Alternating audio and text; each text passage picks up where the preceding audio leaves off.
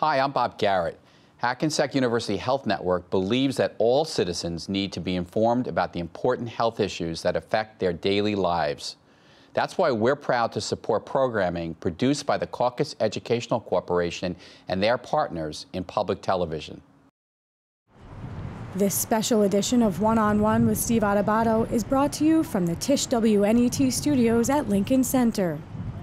Funding has been provided by Hackensack University Health Network, Hackensack University Medical Center Foundation, Investors Bank, Felician University, a 21st century education based on timeless values, New Jersey Resources, the North Ward Center, and by Cohn Resnick, Accounting, Tax, and Advisory, where forward thinking creates results.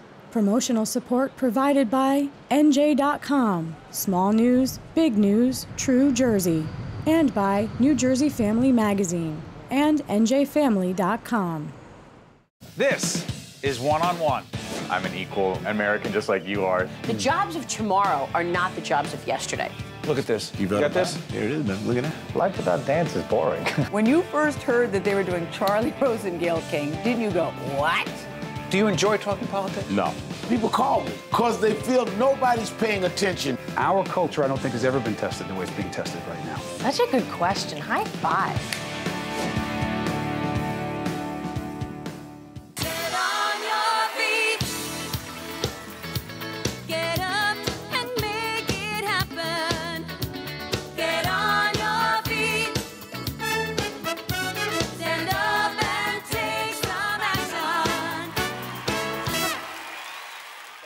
Say good stuff. That's On Your Feet, the story of Emilio and Gloria Estefan. Right there, he's Josh Segarra, who's starring in this at the Marquee Theater, 46th Street, between Broadway and 8th Avenue. We welcome you back to your home in public broadcasting. You started out 21 years of age. What show? The Electric Company. How great was that? The best. You know, it was just an opportunity to. It was my first big boy job out of college. You know, so I took everything that I learned. You know, that you quite hadn't put into action yet, and. I learned so much on that set. I learned from everybody that I got to work with. You know, I got to work with the likes of Chris Jackson. You know him from Hamilton, and Lin-Manuel, and Tommy Kail, and Bill Sherman. These guys that taught me a lot, man. So I grew up a lot on that set. I grew up a lot in my first job. Tell me about this job, On Your Feet. Oh man, we have a ball every night. You know, I never thought I'd get to play somebody as beautiful as Emilio. You know, he's just one of those guys that you get to. You're smiling when you're around him. You know, he's a passionate soul. He cares a lot about everybody around him. He's driven. He's smart. He's funny. He's the best, man. And I don't say that lightly. I really do mean it. I want to be him when I grow up. Explain that relationship between the two of them. Between me and Emilio? No, between me and Gloria. Yeah. They're a partnership. They're a team. You know, they have each other's back so well. You know, they complement each other. You know, I always laugh because, you know, before I met them. I mean, look at them. Come on. Beautiful. You know, they just know what they wanted, you know. He knew what he wanted early. And he wanted to take care of his family. I think that's what it all started with, you know. He came from, it sounds so cliche, but he came from nothing, you know, and he fought. He fought really hard, and he came with his dad. They came to the States, they got to Miami, you know, and, you know, at one point he was working 4 jobs, you know, up in the morning as soon as the sun comes up, and he still is up at about 4:30 in the morning, 5 o'clock in the morning, feeding the ducks. You know, that's his peaceful time. So they just knew what they wanted. He wanted to protect his family. He wanted to protect his people. And now look at him. You know, now he gets to represent for everybody. And I don't say that just Latinos. He gets to represent for a people that if you fight for what you believe in, come on, nobody can stop you. What was the challenge like for them? How hard was it for them to succeed in the way they did?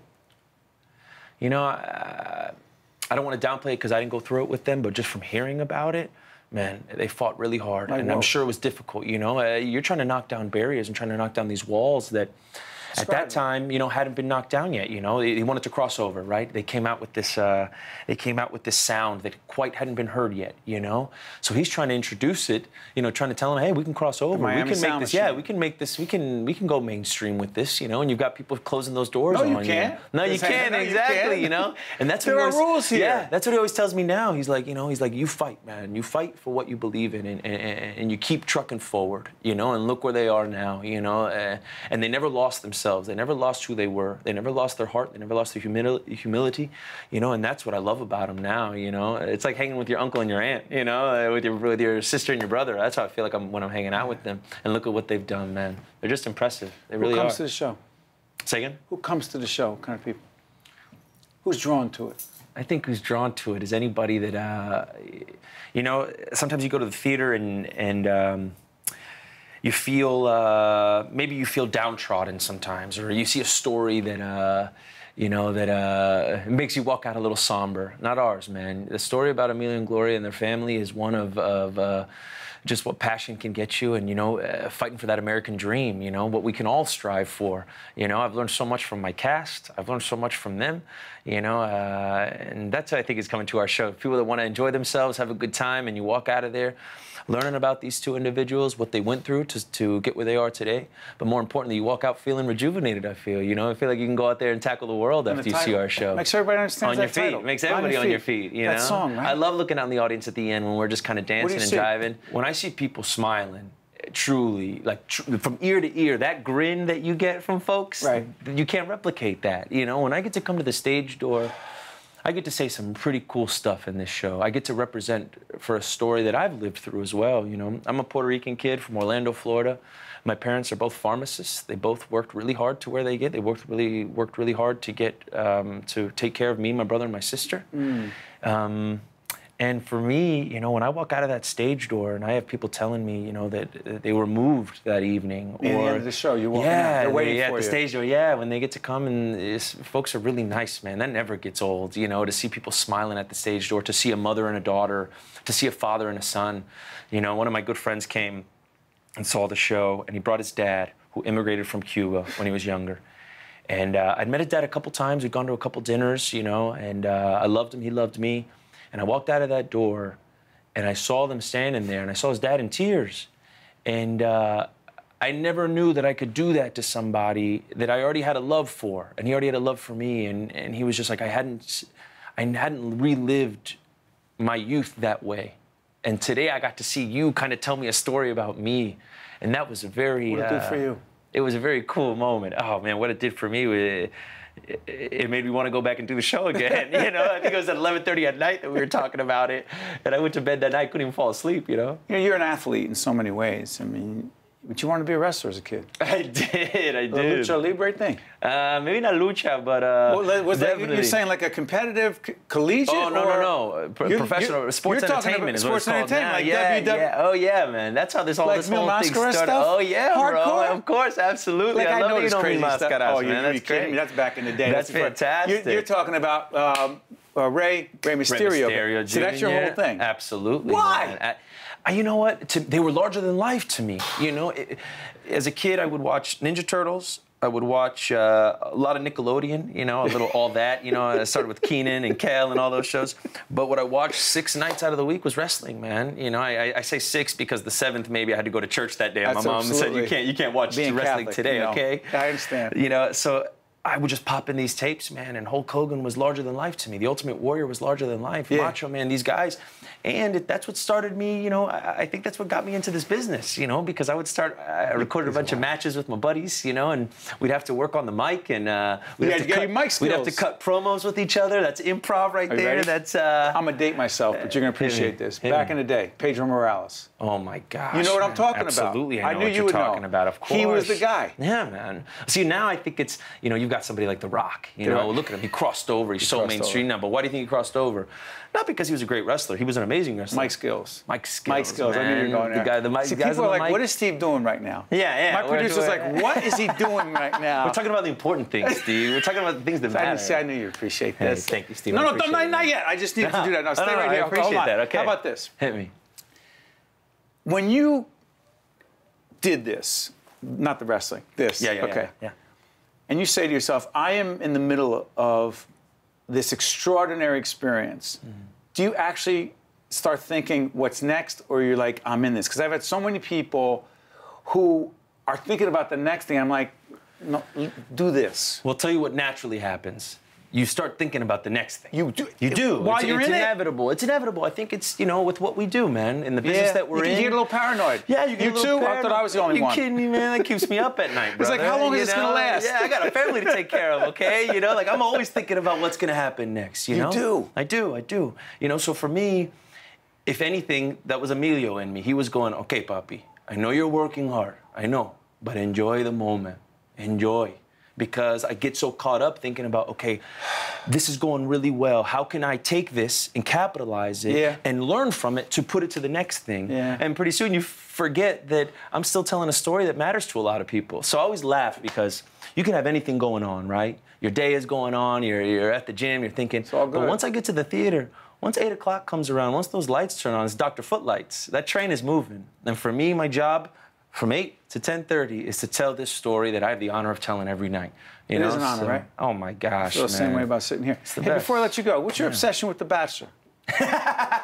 What's your deal, man? You have people come over and watch The Bachelor? Oh man, we are in a Bachelor bracket, brother. My wife won it last year. What? I got, yeah, this was the first It's year. not the NCAAs. No way, man, but it matters just as much as the NCAA, okay? What? Come on, bro. You're trying to negotiate between, you know, JoJo or I forgot the other girl's name, but they were so sweet, you know? I just love it, man. It's such a good time to hang with your friends and laugh and just look at them going, man, you guys put yourselves through this for 3 months. So hold on, you're sitting there laughing at these people. But because I admire them. Don't you feel bad? You know what? I see how sensitive my heart is, so I would never put myself through that. You know, I got lucky. I found mine. So I see these people who are 26 women. You're going to go on a show, and you're going to hope that this guy likes you? Oh, my gosh, But you man. sit there and watch it. And It tears you apart. I eat little snacks, you know. I pick who I think is going home.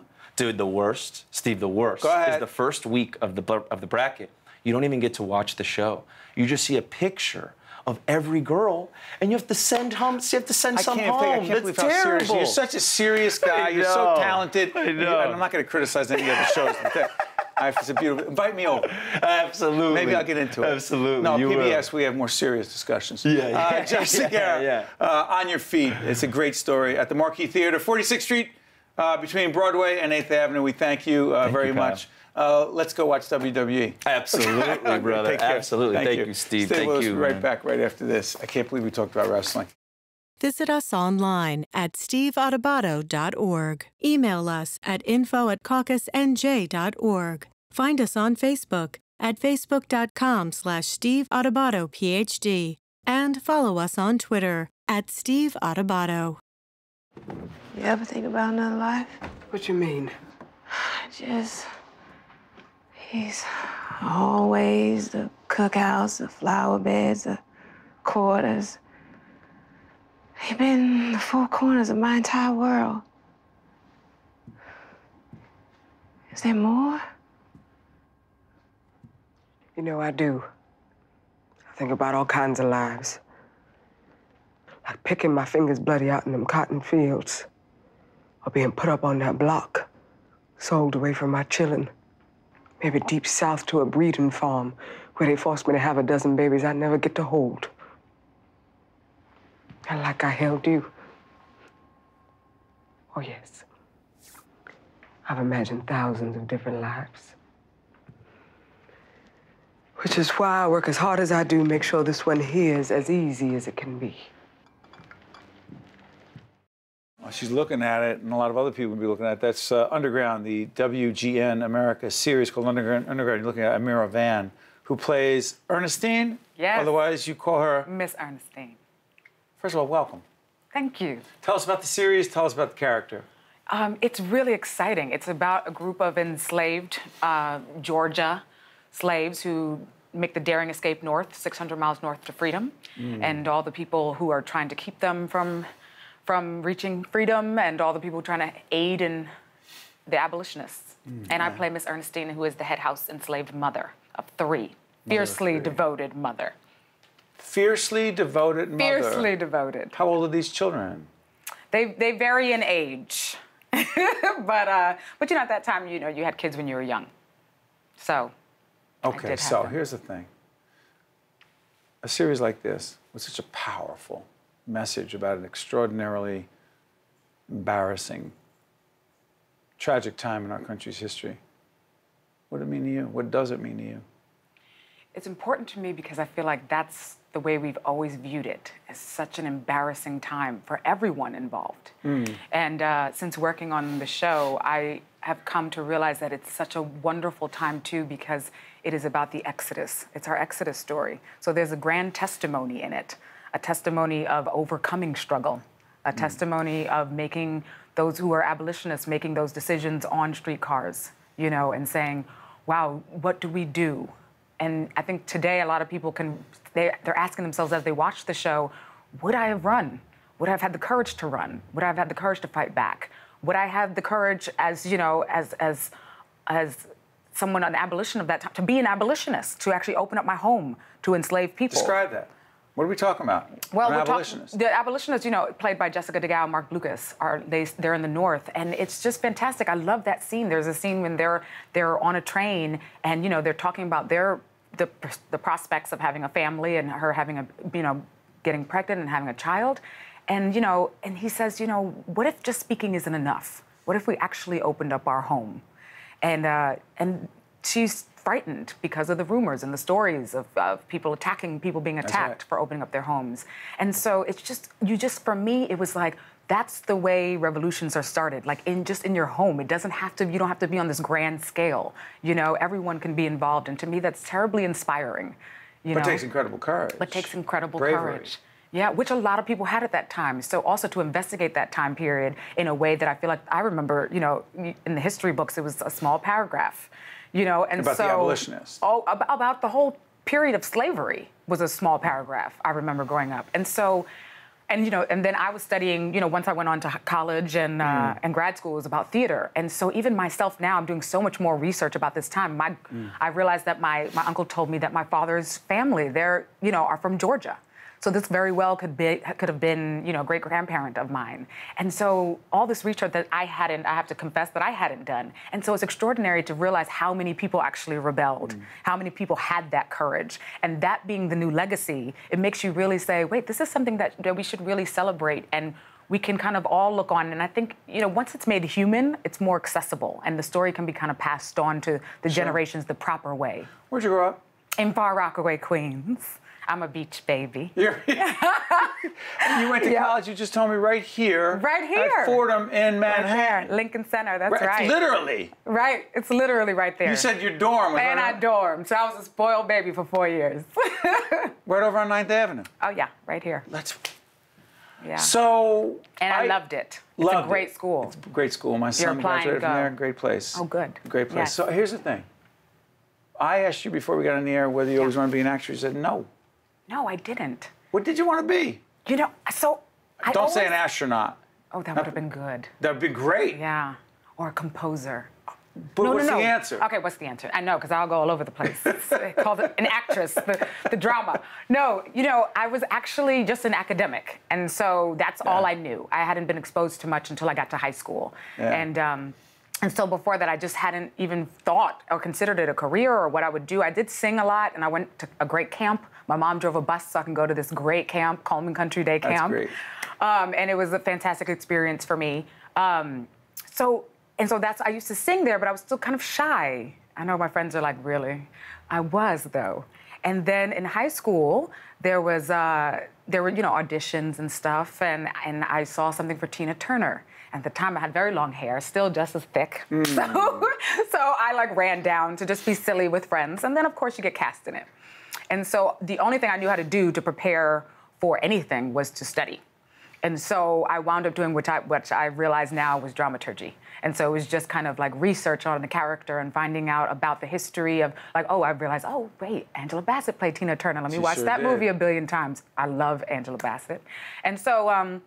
And so it was just, and I love that that was my way in, because even today, that's my way in to anything I do. I love the storytelling of it. I love the background. I love anything that has some kind of relevance to today. Talk about the music, though. You mentioned music. You mentioned Tina Turner. You triggered, Turner, you triggered something, the music. John Legend. Fantastic man. Involved in this series. Yeah. Underground. The music. Go ahead. The music is really, I mean, it just is like another driving force, because you have John Legend, but you also have not even, I mean, John, I got to stop right there. He's amazing. He's, yeah. you know, I do have to say something about him. You know, from the beginning, he kind of came on board and was just as passionate as everyone else on board and just said, okay, where can I help? He's just an amazing musician and an amazing man, you know, so I think all the people involved are such great human beings, so that kind of takes it to another level, because when we talk about the show, it just kind of goes always into a place of empowerment and uplifting, and everyone kind of is really, that means something in everyone's specific way to them, to their story, you know, and I think that adds another layer of richness to the storytelling, is the character of the people, which is great. But then you also have, so it's Raphael Sadiq and Laura Karpman are also our composers. And, you know, Laura Karpman is Emmy Award winner, nominated for like 11. Raphael Sadiq, I mean, I grew up listening to Raphael Sadiq. So we just are surrounded by really amazing artists. This is awesome. Mind if I tell everyone again? Please. It is called Underground. It is on the WGN America, series. And by the time, it just got renewed. Yes, we have a season 2. This is good stuff. I mean, so more books to read. You are more research to do, and more acting to do with Misha and Joe, our showrunners and creators. We wish you nothing but the best. Thank you so much. Thank you. Thank you. You were complaining about our studio being cold. You feel warmer now? I'm warmer now. See, it's beautiful. Yeah, that's what because happens. it's a very friendly PBS feeling here. Stay with us. We'll be right back right after this. Thank you very much. Thank you. Visit us online at steveadubato.org. Email us at info@caucusnj.org. Find us on Facebook at facebook.com/Steve Adubato, PhD. And follow us on Twitter at Steve Adubato. We are pleased to be joined here on public television by Dave Brandon, Chairman and Chief Executive Officer of Toys R Us Inc. Good to see you, Dave. It's great to be here, Steve. Thanks. For those who don't really understand, well, I can't even imagine. It's a pretty ridiculous question. Everybody gets the Toys R Us brand, but you and I were talking right before we got on the air. The emotional connection. Talk about that. Yes, it's fascinating. I've been in this job now for just under a year, and I encounter all kinds of people in my various walks of life, and I tell them that I'm the CEO of Toys R Us, and the first thing that happens is they tell me a story. They tell me a story about what they remember as a child, what they remember of taking their kids or their grandkids. There's an emotional connection associated with Toys R Us that's very unique and very special, and something that we can really use to really spur some growth in this company. What does that mean, use to spur some growth? Well, what we're all about is building a brand. And our job is to create a connection with that brand with as many consumers as we can. And a lot of people, because we're named Toys R Us, think of us as only a toy company, and certainly that's a big part of who we are, but we also own and operate the Babies R Us chain. And so our opportunity is to connect with young families really early. I mean, literally, moms are registering with us before they have their first child. And our opportunity is to connect with that family, create that emotional connection through those first few years of life as a baby, and then follow that family all the way up until the early teens when they're still buying toys. So interesting, as a Jersey guy, if you will, up on Route 46, and our audience is in this vast tri-state region and beyond. Up on Route 46 in Wayne, there's the Toys R Us. Babies R Us is in the area, Close by, yes. Close by, right? But as you go into the Toys R Us on Route 46, you know, there's everything there. I mean, our daughter, who happens to be 5 right now, goes to the art section. And, you know, people think toys are, I mean, yeah, everyone, they love the toys, but there's an art section and so many other sections there. If you were to describe what is there, you know, it's not everything, but it's a heck of a lot more than toys. Yes, we have anywhere from 16 to 18,000 items in a Toys R Us store. And as you move through the store, you'll see everything from arts and crafts to books to read to games to play to all the various toys and opportunities for this whole STEM initiative, teaching young people. What really a lot of parents are looking for today is they're worried that their kids are staring at these pads all day long, and they're connecting with all these licensed properties that are on Nickelodeon and various networks, and they worry that their children are so fixated on these electronic devices that they're losing some of the skills and some of the social interactions that come with some of the toys that we grew up Can they actually learn is the question. Sure. And you guys think about that. Yeah, we really do. I mean, we really work with our vendors to make sure that we have a very good selection of toys that are teaching math and that you get really involved in the early stages of engineering and learning how things operate. They were looking at a lot like that, and I love that section too. Yes. With the trains and everything else, and the cars. Where the child can interact and learn as part of the play experience. Real quick, I want to ask you about this. Your sports background, sports coaching, big part of your life, and big part of your leadership philosophy. Talk about that. Yeah, I went to the University of Michigan. I was on a football scholarship little place? there. Yes, yes. Football scholarship. Played for a guy named Bo Schembechler. Oh, that guy. Yeah, that guy. And I learned a lot in the classroom at the University of Michigan, but I think I learned even more being a part of a program. We won the Big Ten championship 3 years in a row. We lost one game in 3 years. And I watched how Bo built his staff and how he recruited not only talent, but attitude, and how he set goals and how he rallied young people around a common purpose, and how we prepared, how hard we practiced, and how we approached each game with a strategic plan as to how we would take our strengths and use them in such a way that we'd achieve a great outcome. You take that here? I take that here.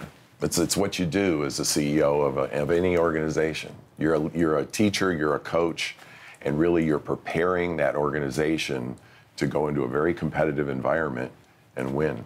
And the online thing doesn't throw you off? You're like, this is the environment. Yes, it's the environment. And so we have a web store, and in fact, we're spending a lot of money investing in building a brand new web store that we're really excited about. We're going to compete in that space because customers want to buy on the web, and we want to be an easy, accessible way to do that. But we also want to complement that with a great experience in our bricks and mortar stores. Got to ask you this as a student of leadership. People know one-on-one. I ask this all the time. I wrote this book called Lessons in Leadership. #1 leadership lesson you've learned, both in sports and as a CEO, maybe the same lesson. Well, the best advice I ever got to be a leader in business was from my father. And my dad had a high school education. He was a journeyman electrician. He never ran an organization. He never had the opportunity to go to college. I got my first promotion when I got out of school. I worked for Procter & Gamble, and I got my first promotion where I was going to finally be the boss. And I called my dad all excited to tell him about how, his son was getting promoted into this position. And I said, Dad, do you have any advice for me? Because I'm about to inherit a team that I'm going to be responsible for.